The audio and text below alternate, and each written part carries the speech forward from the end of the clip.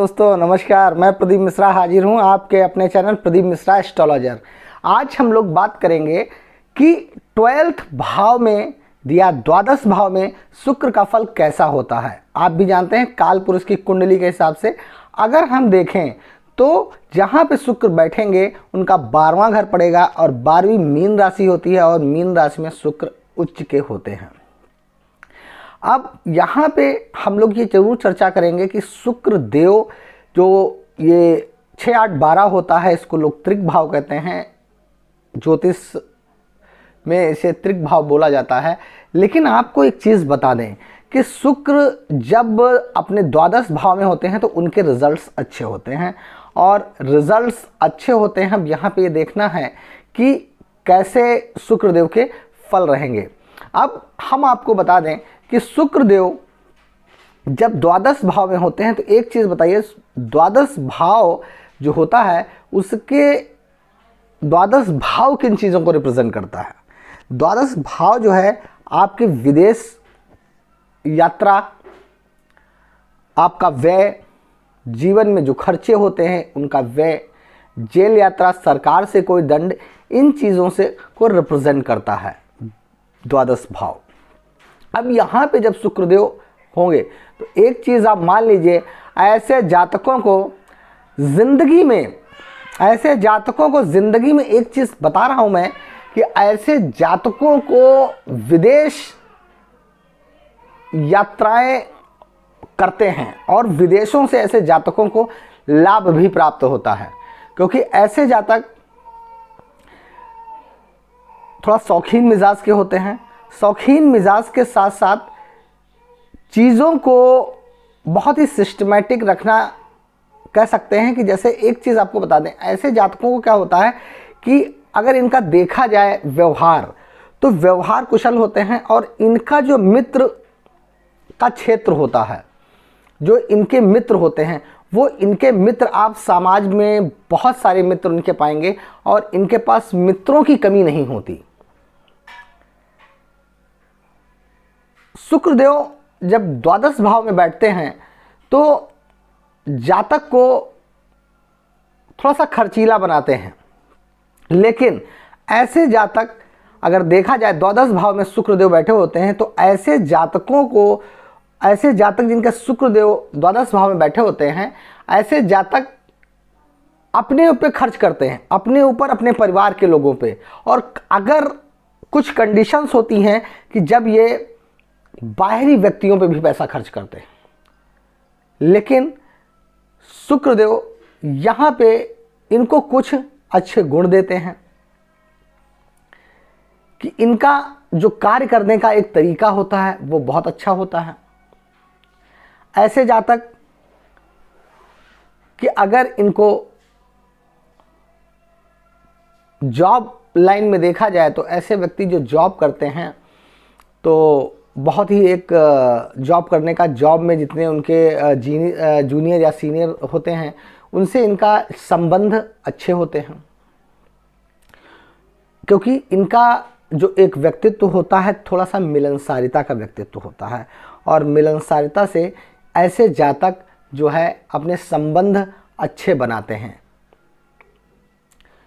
शुक्रदेव जब द्वादश भाव में होते हैं तो ऐसे जातकों को विदेश से भी संबंध बनते हैं, विदेश से धन की प्राप्ति होती है। विदेश से अगर ये बिजनेसमैन हैं तो एक समय ऐसा आएगा कि विदेश से इनके बिजनेस जो चलेगा इनका, वो विदेश से भी धन का जो होगा आवागमन होगा। अब देखिए, हम लोग ये सोचते हैं विदेश का मतलब हो गया कि सीधे फॉरेन कंट्रीज। देखिए, कंडीशंस देखिए दो होती हैं जो एक्चुअली बता दें। जैसे मान लिया हम एक छोटे शहर में रहते हैं और हमारा बिजनेस हमको दिल्ली, बॉम्बे, बेंगलोर, कलकत्ता कहीं से भी करना है, तो है क्या कि हमने अपना पैसे के ट्रांजैक्शन वहाँ से बिजनेस स्टार्ट किया, तो इसको भी हम कह सकते हैं कि हमारा जो पैसा है वो अलग अलग स्टेटों में, हमारा पैसा, धन का आवागमन वहाँ से होता है। और विदेशों से भी जो बड़े बिजनेसमैन होते हैं उनका बाहरी कंट्रियों से भी रिलेशंस बन जाते हैं, बिजनेस उनका अच्छा वहाँ से होता है। ऐसे जातक यात्राएं करते हैं और सुखद यात्राएं करते हैं, क्योंकि शुक्र देव जिनके द्वादश भाव में होते हैं, ऐसे जातक घूमना भी पसंद करते हैं। इनको घूमने का शौक होता है और ये अपने कल्चर के, जिस कल्चर में उन्होंने जन्म लिया है, और अदर कल्चर को भी जानने के शौकीन होते हैं। ऐसे जातक किसी भी चीज़ को मेंटेन करना और उसको, उस कार्य को नया सा कर देना, जैसे अभी आपको बता दें, जैसे आजकल एक जैसे बिल्डिंग्स होती हैं या शादी समारोह होते हैं, जो वहाँ पे क्रिएटर्स होते हैं कि मतलब चीज़ों को सजाना है, कैसे मेंटेन करना है।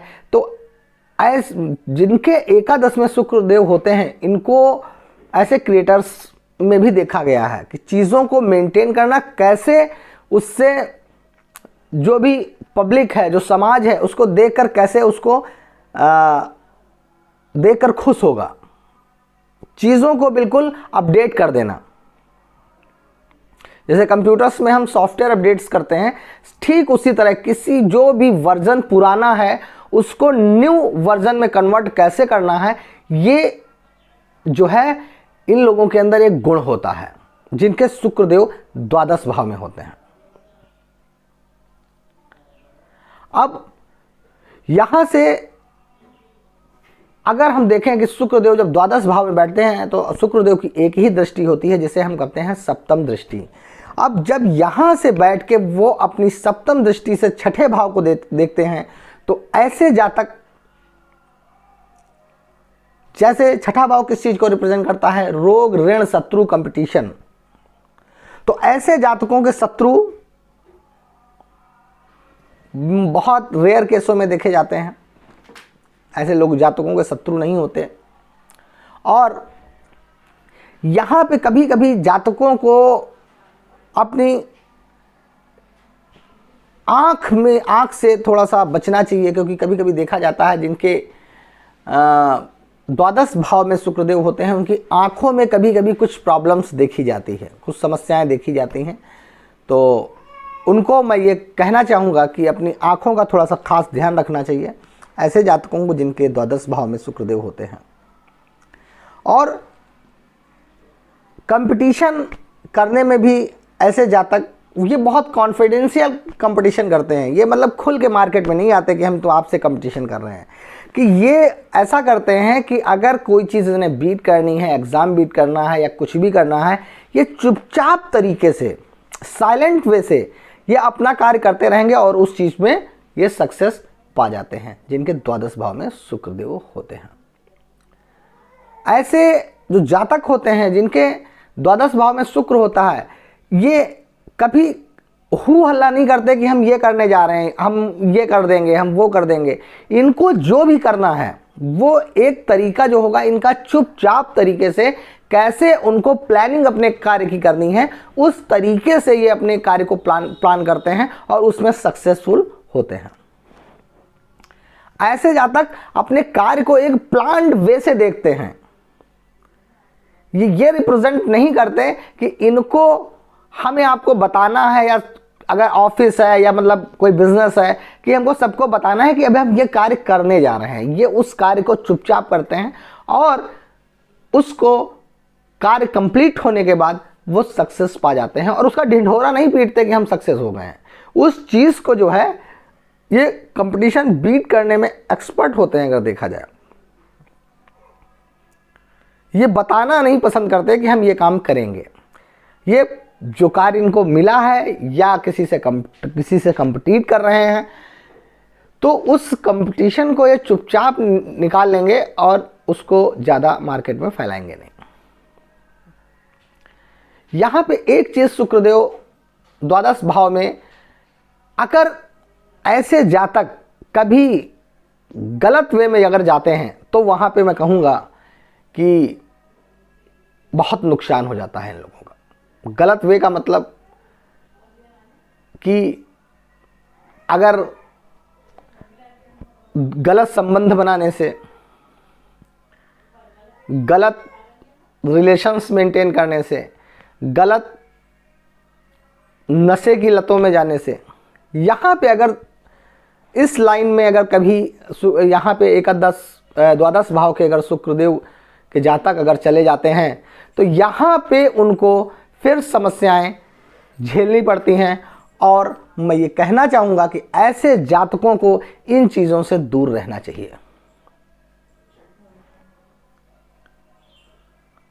ऐसा अक्सर तब देखा जाता है कि अगर द्वादश भाव में शुक्रदेव शत्रु राशि में बैठे हुए हैं या अपनी नीच राशि में बैठे हुए हैं, तब यहाँ पे इन चीज़ों का प्रभाव ज़्यादा देखा जाता है। लेकिन फिर भी मैं द्वादश भाव के शुक्र वाले जातकों से ज़रूर कहूँगा इन चीज़ों से बचना चाहिए।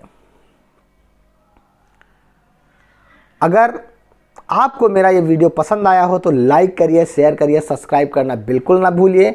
और सभी प्लैनेट्स के बारे में अगर जानना चाहते हैं कि किस घर में कौन कैसा प्रभाव देते हैं शुक्र, शनि, राहु और केतु, चंद्रमा, सूर्य, मंगल, तो आप मेरे वीडियो देख सकते हैं। और जो आप लोग हमें प्यार दे रहे हैं, जो आप लोग कमेंट करते हैं, उनका सबका आंसर मैं दूंगा। कुछ समय मुझे दीजिए, सभी लोगों का मैं आंसर दूंगा। नमस्कार।